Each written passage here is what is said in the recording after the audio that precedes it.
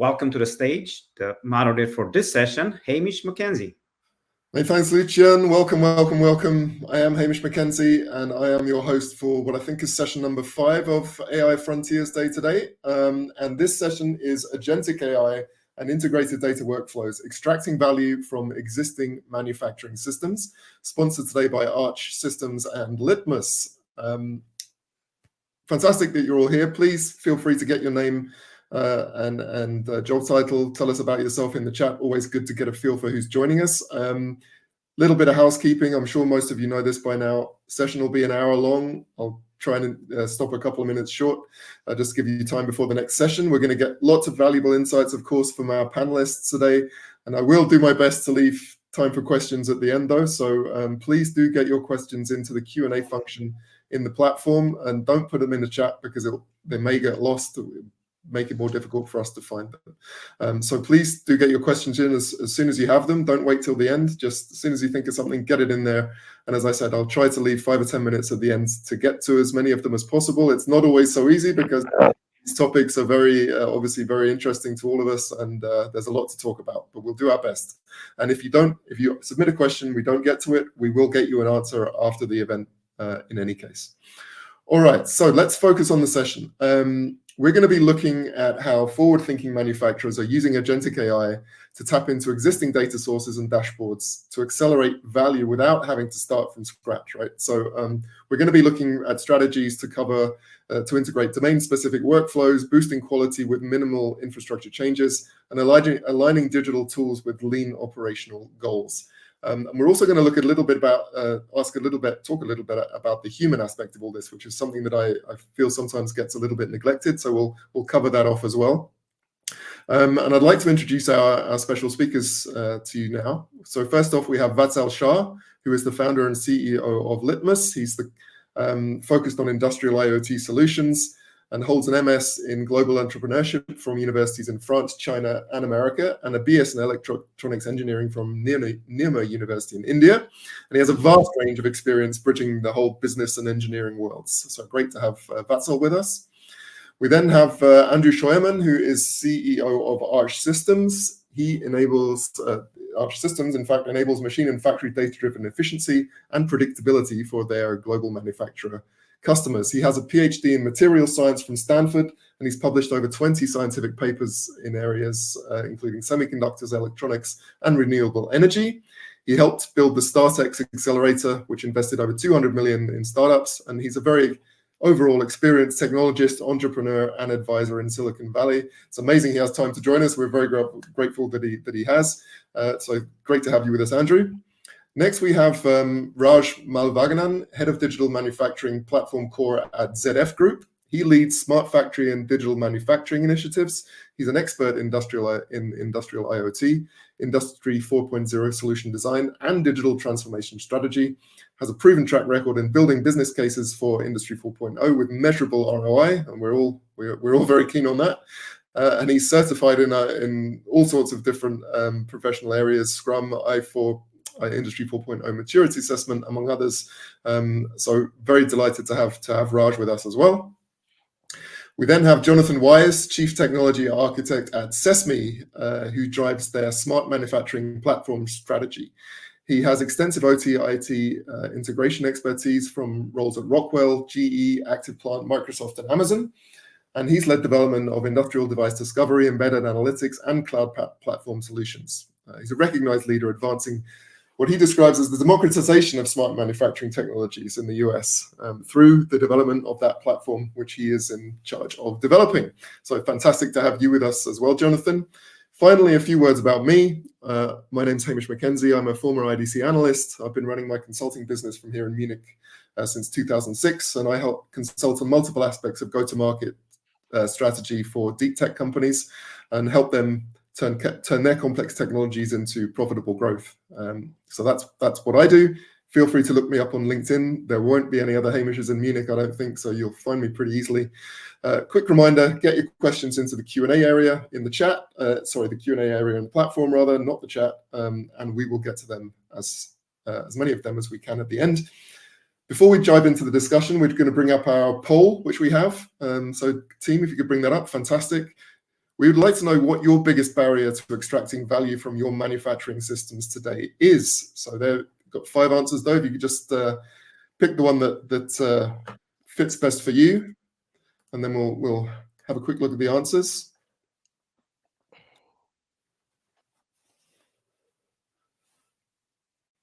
So you could just bring those answers now up, team, see what people are saying. Here we go.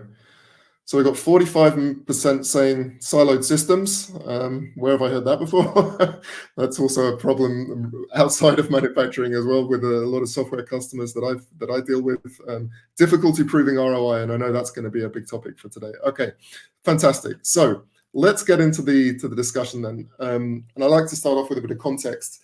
So Jonathan, if I can come to you first, what would you say is the biggest misconception manufacturers have when they first consider implementing agentic AI, and how should they address that misconception? Can you put people right on this? I think there's a few. I think imprecision of terms is probably one that is a source of confusion. So AI is a buzzword, Gen AI, Agentic AI. There are a lot of manufacturing operations that are using what we used to call AI, model predictive control. So AI has sort of been like retroactively redefined around generative AI because that's exciting right now. Yeah. But if I ask most manufacturers what's agentic AI, what's the difference between agentic AI and generative AI, they wouldn't be able to tell me. Okay. So if the question is confusion, or what's the source of confusion, I think it's the imprecision of terms and kind of this like hype wave that we're on right now that appears magical, and in reality there are some really cool things that we can do, but it's not magic. And there's this like maturity journey manufacturers need to start, if they haven't started already, before they can sort of realize any of that magic. Yeah, no, absolutely. Okay, so Andrew, if I can come to you, I mean, we already have dashboards, we have MES, we have embedded systems. When it comes to agentic AI, maybe you can just kind of define how you kind of describe that. What role does that agentic AI play beyond those existing tools that we already have? Yeah, so I agree with Jonathan that there's a lot of confusion, and there's certainly value in statistics or not agentic AI on top of systems by pulling all your time series data together, creating new correlations. But agentic AI for me is generative AI embedded into workflows. It's these new types of AIs talk and think like a human. And so the value of putting agentic AI on top of MES and SCADA and other systems is to act like a user of those systems. So a guiding question we often ask folks is, what if you had unlimited 30-year experts in the factory that knew how to use your MES, use your SCADA? Like they could look at the dashboard, they could click a button, they could make guidance based on it. And so that involves structuring data and feeding it to a generative AI that thinks like a trained human and, for example, can create guidance. And that has a ton of value, especially in the face of a lack of experts and a lack of indirect labor and engineers and the growing costs of that in manufacturing. Okay, fantastic. And so let's get a little bit more technical then. If I can come to you, Raj, could you talk a little bit about what the architectural layers are that we need to effectively integrate agentic AI into those existing systems that we already have? Sure, Hamish. First of all, thanks for having me here. Very interesting panel, and you're starting with a complex question to me. I'll try to sum it up. Yeah, adding to what Andre and John mentioned, I'm trying to go back to a little bit on the basics, how in Industry 4.0 maturity model have evolved. Yeah, starting from computerization, and then we have transparency, visibility, and we talk about predictability. And I always wonder about people talk about adaptability, and so far we didn't had any systems before, and now with agentic AI and technologies coming up is going to address that layer of autonomous and adaptability. And how I would like to see the architecture layer for agentic AI. Of course, there is no defined architecture yet, as far as I understand. I'm trying to sum it up in maybe 4 layers. Yeah, the first layer is more of the foundation or the basics of Industry 4.0. You call it from connectivity from PLCs, collecting data from machines using different protocols, bringing it into the systems for MES and other layers is the foundation for the next level of digitalization. Layer 2 would be more about the data management and contextualization. Yeah, so we bring in systems and technologies like knowledge graphs, ontology, and administrative asset shells in place so that we can add the context. If you take it in a shop floor view, from for which plant and for which product line, for which mission, so we add the raw data to the contextualization, and we are making it ready for the intelligence layer. Now I'm coming to the third layer where we talk about AI and intelligence. And this is where the real-time data, and we have knowledge base of product information or maintenance records all in place with vectorization in place. We can have these data already in a way, a structured way, which will enable the next level, which is the agentic AI. The fourth layer I'm talking about is the agentic AI. Now the data is ready, which is more contextualized, and it could give the right observation, right planning, and then get into the execution with required workflows in place, and then we can have human in the loop. Would be the scenario or the layers I'm mentioning. And for all the layers, we also keep in mind about the governance, security, and the observability in place. Yeah, this is very, very critical in all the layers because we talk about security at the edge and identity management and so on. So we need to have the vertical layer of governance to ensure that whatever the agentic AI is the kind of behavior or in the terms of reasoning that it does is able to appreciate and integrate into the manufacturing systems. And this is in a sum up are the 4 or 5 layers I'm thinking about. Okay, fantastic. I think that's clear. And so you mentioned the edge there and also real-time decisions. So Vatsal, can you maybe talk a little bit about how agentic AI takes that further in terms of helping operators make those real-time decisions? And maybe you even have some examples of that in the field among your customers. I don't know. Yeah, absolutely. First of all, thanks a lot for having us, Mish, and thank you for hosting it. I'll build on Andrew's one of the comment, which is like a user and user-oriented things that you have to do. In manufacturing, everything is subject matter expert driven. There is somebody that knows maintenance inside out. There is somebody that knows how to schedule work orders inside out. There is a deep expertise built in the manufacturing facility itself. That might be know-how, that might be their persona. People are hired, trained, and they are working on their like decades. So how do we bring the knowledge base that we have? We can't bring everything, but the grunt work, the essential work, repeatable work, like some sort of work which is very predictive. Can we create the AI agents for personas? So there is somebody who is scheduler, and let's just give them a little bit more help. They are currently doing in Excel file. They keep on doing work order scheduling from SAP, and they're bringing into their plant floor and keep on doing it. They have been doing it over the last 10 years. So how do we change that? Introduce agentic AI, help that scheduler to do something better. Then you have a dispatcher, somebody who wants material and end product is ready. How do you ship it out? There is a transportation management system. So over last, I would say 2 years or so, Litmus has been working with customers to identify personas on the field.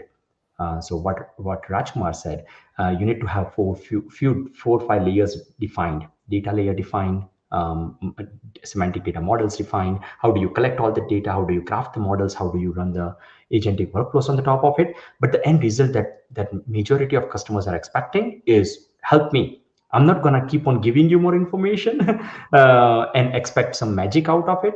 I just want a mini me. I just want something that can help me get through the day much better.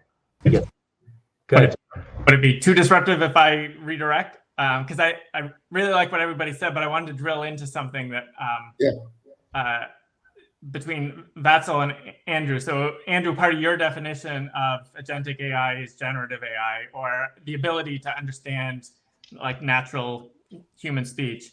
But Vatsal called out that what's agentic AI is the ability to have agency, to perform human tasks. So I wonder from your experience if we can tease the two apart. If I have agency independent of an LLM, am I still agentic AI in your Yeah.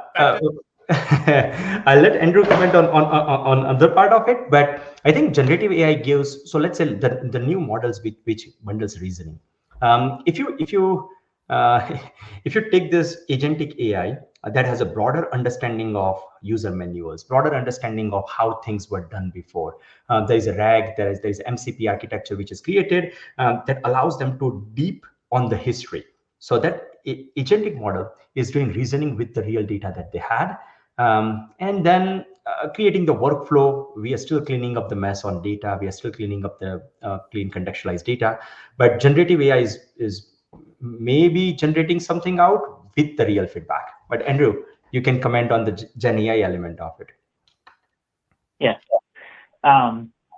Well, not to be provocative, but I think agency is an illusion. Like in manufacturing, we want automation, we want guarantees. And so what I think is exciting about generative AI is it introduces a whole new sets of data that you can do things with. So Vatsal, I loved your scheduler and your dispatcher and like spreadsheets. And one of the things that we bring in is literally the HMI is now data that the generative AI can actually look at as an image, and it can understand the buttons and the graphs and the curve of the graph. So these are data sources that were never possible. And right now it feels like agency, but that's kind of sometimes an excuse to be like, we can't tune the generative AI to be super accurate. And I think it's going to become like far more accurate and predictable over time. Statistics isn't guaranteed. You have a distribution. Is your prediction exactly right? So there's a physical understanding of that. But provocative side to the, putting over to the side, I think the key is using generative AI in the mix. The hype is if people think if you just use ChatGPT, everything's better. And probably Vatsal and I would both agree, like, I often think of it like an iceberg. The majority of the work is not generative AI. It's structuring data and making everything ready to make it work. But the generative AI in the mix is unlocking totally new use cases that are persona driven, that are really powerful. And so that'd be my answer, Jonathan. Add to your provocative statement, not only is the agency an illusion, the understanding is an illusion. Like an LLM can respond as if it understands whether it understands or not. So the importance of having good data that's going into that loop, I think, is critical. Yeah, and like on the top of it, let's say the companies, they have done it before. There are a lot of companies that are just getting started, but at the same time, there are companies they are on the fifth loop of failure right now. They are the best companies ever. Not the fifth loop of success, the fifth loop of failure. The first generate ChatGPT movement all the way to this point. Now, when they are on the fifth loop of failure, they actually know the eval sets that they need to prevent it. So what you're trying to say is the correct structure, but there's also a huge eval set that they create that if I feed this information, I'm expecting this result out of it. If you're not going to give it to me, I'm going to throw your response out. So agency with a whole lot of control, but that control only comes with understanding your operations better. Again, eval sets are the like mandatory element if anybody is ever doing it. Yeah, I think that's part of the value of that layered approach that Raj outlined. Is you don't jump to the end or you'll fail. You have to build up. Absolutely, and let's not also forget that occasionally these tools are actually performing a role which is more or less that they're the most convincing liar you've ever met, right? So they can sound awfully convincing even when they have no basis for what they've just told you.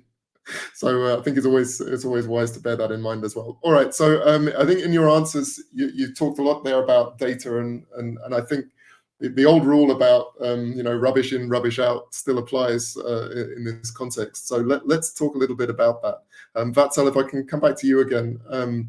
So plants are tending to drown in a lot of siloed systems, as we talked about, but also low quality data. So what's the right approach to contextualizing and governing data before the AI can actually start delivering value from your perspective? Yeah, so there are two camps right now in the manufacturing, something driven by IT, something driven by OT. So like camp number one, it keeps on telling us that if AI is smart enough, why doesn't it clean the quality by itself? If you think AI is so smart, just let it clean the messy data. That camp might be right when like when we get to a point that it has a broader general understanding of manufacturing. It doesn't exist yet. So let's go for the lane that we can be successful with it, which is you have a whole lot of 1960s, 70s, 80s machines and equipments in the plant floor. What do you do with that? All you do is plug your OPC-UA server or like OPC-DA server and plug it into transient data like HMI and SCADA. That's all what people have been doing for the first 20 years. Then they started talking about data loggers. Then they started talking about historians and dashboards and more that opened up. So a whole lot of this data already exists, but it's not structured. It's not in a one clean format. Like OPC Foundation and Sesame and everybody, they try to take a crack at it, which is let's start standardizing the data models itself. But it's such a wide field right now. So how do you describe ontologies? How do you describe the relationship between those ontologies, and how do you build that understanding that sensor should look like this, tag should look like this, asset should look like this, asset must have these variables. Once you have this baseline, then that like everybody can build the use cases on the top of it, but at the same time, like IT teams or global teams, they should be able to put a governance layer on the baseline and fork model on the top of it. So the idea is start with the baseline, have clean contextualized data in a human understandable format or AI understandable format like JSON and something along those lines. If you don't do anything weird, you are halfway there. The idea is you can always build on it. You can add more metadata. You can add more structure on the top of it. But there is enough guidance out there that the baseline models already you can get started with. Once you have that, AI is like 60% there. Fantastic. Okay. So one of very much related to that, one of the certainly a topic that keeps coming up today is the reality of legacy systems. And so I wanted to come to Jonathan, and could you talk about how best to deal with first of all poor data quality, but also incompatible formats when you're trying to connect legacy systems to some kind of new agentic AI solution? 100% of the systems that we've connected to in Sesame projects and the manufacturers I talk to are legacy systems. Like I've yet to have the privilege of a purely green field. And even when we do, even when there's a new machine, it's still shipping with this kind of legacy approach that connectivity and information modeling is like a value add. It's not what you buy the machine for. You can pay extra, and the manufacturer will throw in an OPC-UA server, or they'll give you MT Connect as an interface. But they aren't trying really hard to even standardize their own machines. So all of our machines are unique beasts. And our original take on this, and Vatsal mentioned the OPC Foundation, is also BDMA is the European Machine Builders Association. The original take on this was, well, maybe we can coerce consistency through like a class inheritance model. So whether it's a unique machine or not, if it performs a certain function, it's going to have things that are universally true about that class of machine.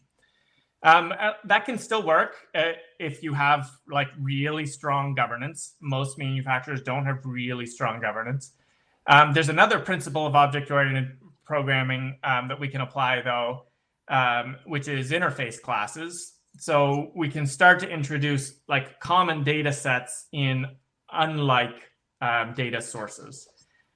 So I can have an interface that understands energy consumption on a machine or performance on a machine. Even if it doesn't understand the entire class of machine, I can start driving like modular consistency across my brownfields. And I can do that at the machine layer sometimes, but usually I'm doing it at some layer of abstraction, some modeling system. So the next like target to attack is whatever vendor a manufacturer is working with to organize their data. Can we ensure that they can drive consistency across these data sources as they begin to connect them? So all software problems can be solved with another layer of abstraction. Some of those abstraction layers are represented here. Like they are helping manufacturers organize and drive consistency across their data. And this is critical in our perspective because like the magic of LLMs, of generative AI, it depends on some consistent semantic rules in the languages that those LLMs understand. There are a finite number of words for specific meaning, right? We have synonyms, we can look them up in a thesaurus, you can let an LLM read a thesaurus and relate those tokens. Similarly, there is a finite number of interpretations of a given word. So there's a finite number of words, there's a finite number of interpretations of a given word. English is a bit of a mess, but compared to manufacturing data, where everyone's words are different and everyone's semantic meaning is different, even within their organization, the training corpus for our agentic AI is garbage. We have to not just cleanse the data, but cleanse the model of the data to drive consistency across those data sources. Then we can introduce, and I'm not sure how many of Raj's layers I've talked through, but once we've driven that consistency, then we can reach the power and potential of agentic AI. You can't skip this step because our tokens are a mess. Okay. I think that's clear. And so back to Raj then, with your layers and also, you know, we're not talking just about legacy systems. We're also talking about completely diverse systems within, you know, within any plant. So what about interoperability, Raj? How you know, how do you approach that when it comes to agentic AI and the sheer diversity of these systems? Yeah, so a very interesting question, and as you already pointed out, we are already living in a heterogeneous, complex manufacturing environment. Mm-hmm. And I'm sure other panel members would also resonate with my thoughts. Even if you go to any manufacturing plant, you might see decades of old PLCs running in the shop floor. And if you ask the operations engineer, can we do something with this PLC? He will say, please don't do anything. It is doing its job. It is a mission critical activity. Let's not touch it. And this is the reality. So we see different levels of maturity of manufacturing. Some are, as we talked, greenfield. Everything is sets up from the foundations are right, but some plants are quite heterogeneous, legacy systems behind it.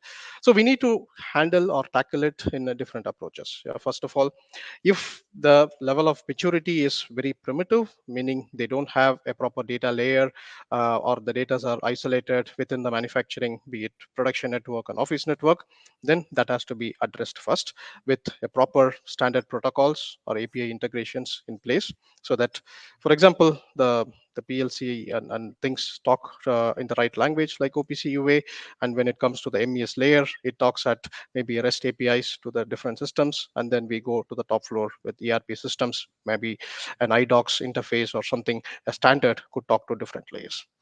So this is how maybe an agentic AI could interact with the different systems when the maturity is very primitive.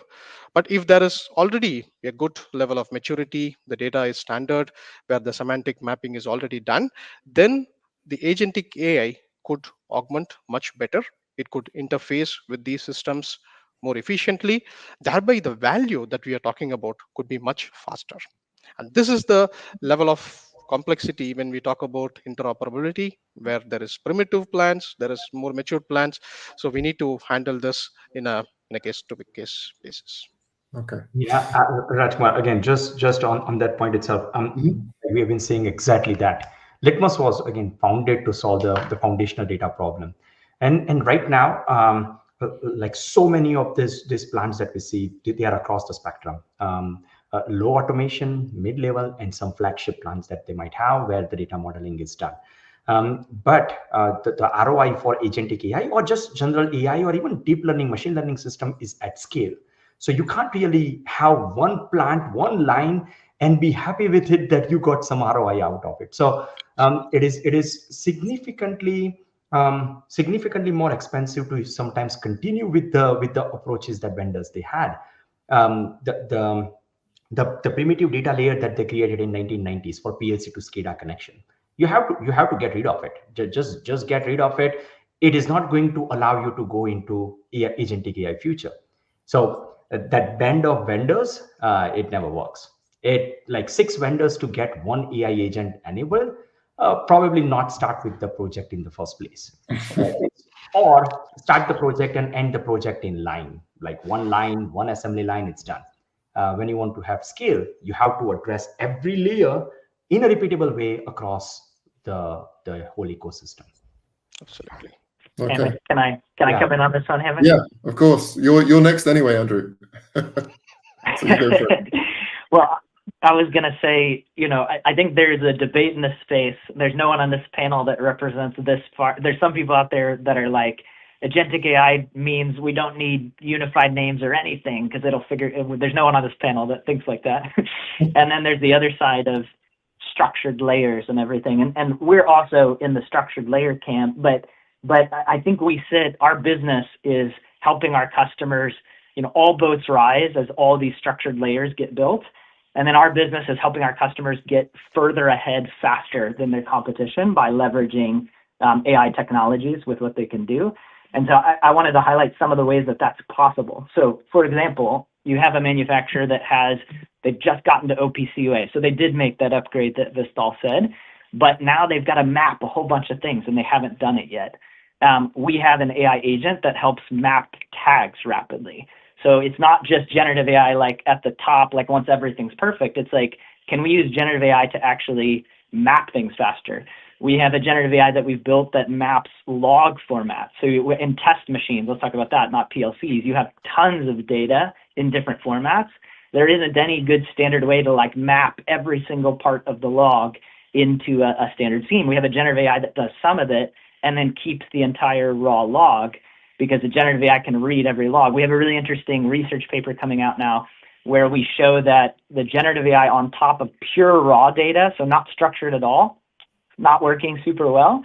But if you process the data and standardize it, you get a ton of value, even if you haven't necessarily aggregated it and fully structured it. Because these AIs are kind of like humans, but they have way more time and attention than we do. So it's like, instead of having to bring everything up to a final executive level report, you could have 1,000 reports that are decently well structured, and it can read all of them and come to a good conclusion. And so, I think the generative AI, like there is this future of just like very well structured and thoughtful layers, and then generative AI is like the icing on the top. But there's some really important opportunities for leveraging generative AI to automate engineering work and indirect labor in accelerating the path to this map data and in adding new kind of leafs to your graphs, things like full reports, things like spreadsheets, things like existing dashboards that were not possible before. And that opens up use cases. Vistal mentioned planning, things like figuring out the root cause of downtimes and quality issues that bring kind of all new data sets into the picture where maybe you thought the only way to do this was to map a whole bunch of tags. But now you can map like a backbone of tags so the AI agent knows where to look. And now you can put all new data types, unstructured data before, into your reasoning chains and create amazing results right now. And so that's the intermediate position that I would argue for, that it's, nobody on this panel, I think, likes the idea of, just throw AI at your raw data, forget it. Like, you need these systematic structuring.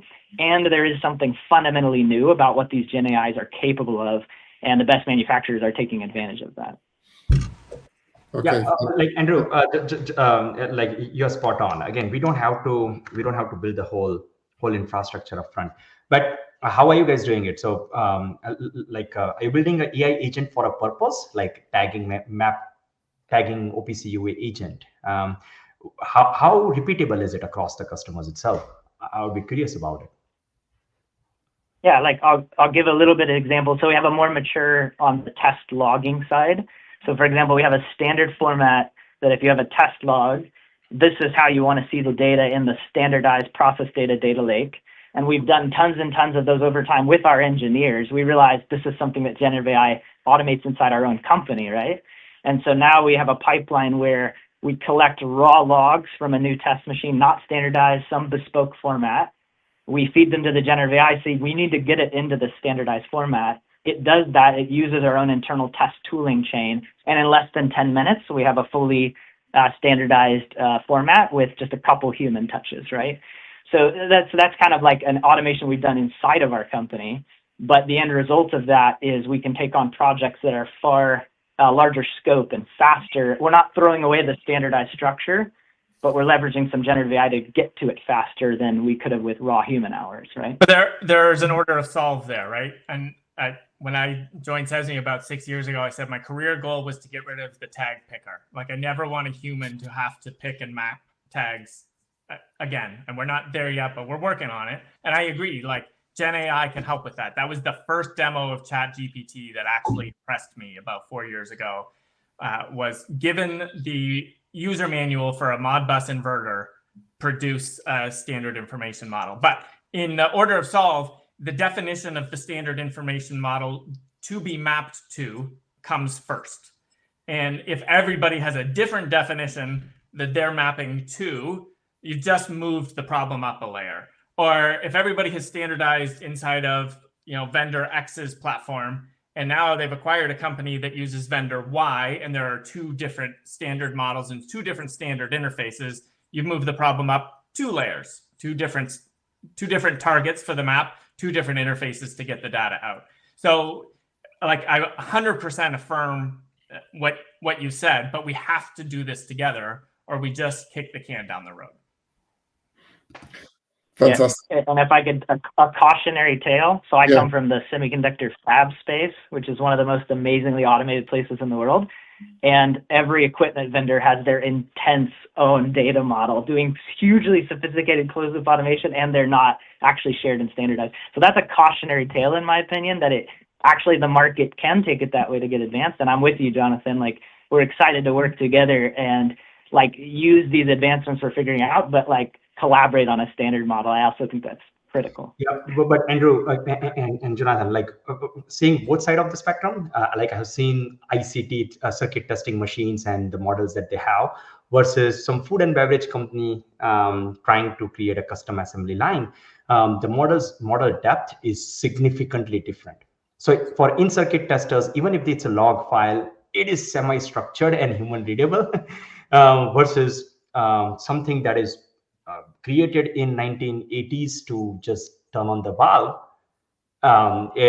Nobody knows what's going on with that. So balancing with agentic AI and how do we solve it would be something that we'll have to see. It's creative. Okay, guys, fantastic inputs there. I need to move it on because otherwise we're going to run out of time. And I want to touch on some of the human aspects that I mentioned at the beginning, because Jonathan was just explaining that one of his dreams is to make sure that people don't need to do some of these tedious things anymore. So Andrew, if I can just come up back to you quickly. How can manufacturers decide when to trust AI-driven recommendations within the plant versus relying on an operator? So, where is that dividing line? Yeah, that's a great question, because as Vestal was finishing, he was making the argument like, what's for the computer still, like mapping PLC tags. LLMs weren't necessarily built to do that, but reading a log file, that's kind of a human task. So it's like, what was for the computer? What was for the human? For generative AI? That's the question. And so exactly like you said, there are a whole bunch of data formats that are meant to be human readable: logs, dashboards, reports, manuals. These are super interesting, and they don't have to do with tag mapping. They have to do with generative AI, and they're super interesting. Which ones do you want to give the generative AI versus do you want to keep with the human? Well, you want to think about the ones where the accuracy is actually improved with generative AI today. Because again, we don't want agency of make a mistake. We want more accuracy in the factory. So the question is, where do there exist use cases where the human is totally out of time, so they hardly even glance at the 10 different dashboards or reports? They don't actually read the whole thing because they don't have time.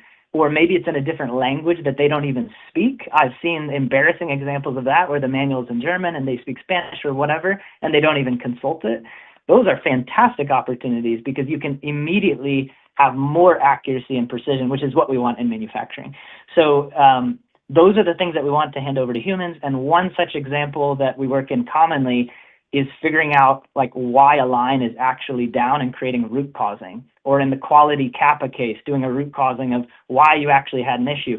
Everybody would love the luxury of spending hours and hours to do a really great root cause analysis and read everything, but they don't have the time, so they skip it. And if you point generative AI at that task, you're not automating a bunch of stuff that people are doing and taking them out of your job. You're automating the thing they wish they could do, but they don't have time. And you're immediately doing a better job and adding value to the factory. So those things are really exciting. Generically, I say the dull, dirty, dangerous, and disappearing are the amazing things to point generative AI at. And so really dull tasks, so they skip it and you can't train them to do it. The AI won't get bored. And disappearing as well, where you don't have enough experts in the factory. Those are the types of things that we look for that I think you hand off today.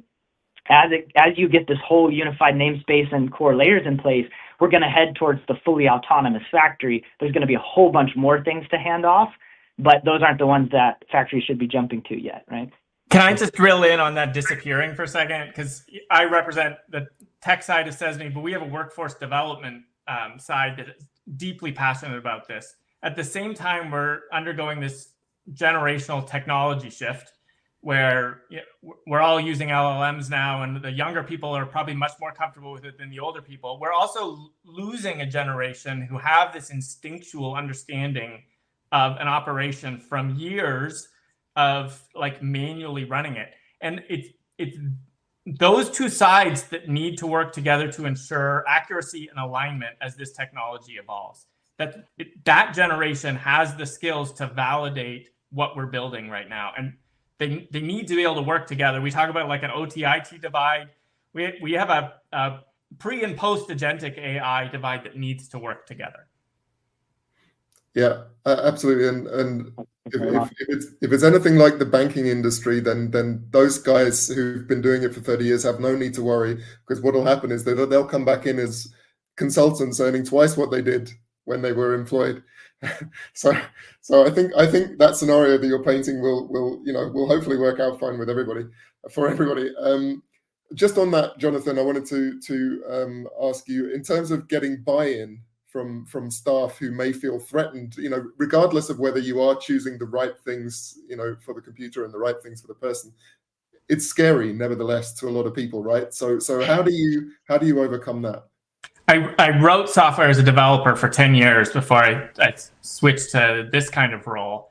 And one of the things that they've been forecasting is kind of the end of software engineering. Like robots are going to take over that job. So for the past year or so, I've been playing with it. And my observation is what Andrew said, like the AI helps with the dull, repetitive stuff, but I can better validate its output and correct and tune its output because I understand software development. I'm not like current, but I know what good architecture looks like. Yeah. So like that's the way I want us to approach it. This is not threatening your job. This is an accelerator for your job, and it very much needs your expertise to guide it and help evolve it. There are, like splashy headlines of 4,000 people lose their jobs, and it's awful. They're going to need to hire most of those people back because we're not there yet. And to your point, Hamish, we need the expertise. And if we fire them, we're going to bring them back as more expensive contractors. This is a technology evolution that needs to be very people-centric. Yeah, absolutely. Couldn't agree more. Okay, good. I want to talk a little bit about value before we move quickly onto our future outlook and then onto some questions if we have time. Hamish? Yeah. Very, very sorry to interrupt you, but I just want to make a point on that. Of course. Yeah, like they'll hire them back as consultants. Like we are literally hiring experts all the time. So like if any 30-year expert has like your company was foolish enough to fire you, like email me right now. Like we will hire you because like we know how valuable it is. We have a whole team of such people, and like we do that exactly. We're like, hey, you have 30 years experience. We can use all of your time. It's so valuable. So just as a maybe funny example there. Fantastic. Thank you. And just like it's probably a bad idea to get rid of your experienced existing people. Nobody is really going to be ditching their existing the existing systems overnight either. So Vatsal, what is the fastest, lowest friction way you've seen to start integrating AI with existing systems and get some quick wins on the board? Because that's what I always say to my customers is do something which gives you a quick win, which will give people confidence and give you a platform on which to build, right? So what are the quick win opportunities for you, Vatsal? Okay, I'm gonna pitch in Litmus first. Install Litmus on your plant floor. That's the first thing that we would do, and then install Arc system right next to it because that's gonna accelerate the AI journey. But in all seriousness, the idea is the data is already there. The data is sometimes trapped into this PLCs, as Rajkumar mentioned, and control systems. The first thing that you have to do is utilize something that liberates that data, that makes that data understandable, that gives the quality data out. That's day zero activity. That's exactly what you do. Before you jump into AI, you have to understand the purpose of that data. So what do you want to use that data for? What problem statement do you want to solve? And iterate fast. Get the analytical workflow, simple time series analysis, simple KPIs, just get it started with that. So collect the data, get it out in a structured format. Don't worry about modeling. Like modeling will come later when you go for scale. Just utilize that data to get a business result out and integrate it into broader cloud ecosystem. That's day zero. Day one is really going one step further. Store that data, model it, visualize that data, and the moment you do all of those, and then you will start finding the cracks that, okay, here is where I would like AI agents because I don't have data science resources, or I don't want to have XYZ workflows custom built out. Take those SOPs, take those custom processes and try to put agentic AI workflow for it. Utilize, don't purchase anything from OT world. I highly advise not to do that. Purchase everything from IT world. Go to cloud companies. They are innovating at a significantly faster pace than any historian's company can ever imagine. So if you're purchasing AI agents from your historian vendor, please don't. Or your vendors from that legacy world, please do not. Like somebody that has a high velocity, high value, focus on scalability, those vendors select it and bring it inside your ecosystem and scale from there. That's again, phase by phase. I have seen it across like 100 plus deployments last year, all across the world. And again, Litmus does all of this. So like very much we tuned our product towards in a way that we can solve these problems. Okay, fantastic, Vatsal. So that's the quick wins covered. Rajkumar, what about long-term value, sustainable value? Can you talk a little bit about that? So I was reading one of the recent statistics from an advisory firm. So far, only 6% of agentic AI system is into productive. Yeah, that means many people are still exploring in pilot phases and still experimenting this. But I would like to give the experience from my company. I'm representing an automotive technology firm. We have plants globally, around 200 plus factories spread across the globe. So I would like to put this from a pilot to scale into two approaches. Yeah, one, of course, from a basics, we need to have the organizational alignment, the change management in place. That is the basics, and then with that, we can go into two approach.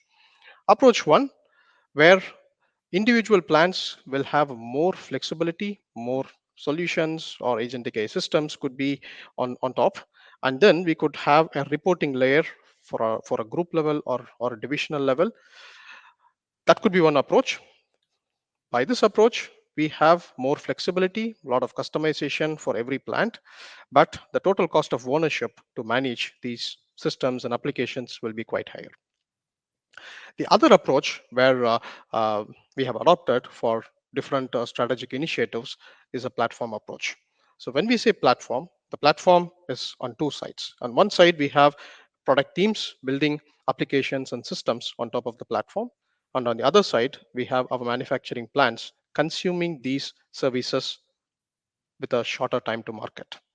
And with these things in place, I also wanted to emphasize the ops concept in place. Yeah, like how we started with DevOps, and then we have data ops, LLM ops, and now the evolution will also move towards agentic ops, where all these agents should also be managed. Yeah, the life cycle has to be clearly defined. The governance aspect should be there. With all these things, then probably we have the foundations set with all the engineering principles and practices, right? And then maybe once we are successful with the pilot and with the foundations ready, we could be able to scale faster in a much standard, affordable, and also speed in mind.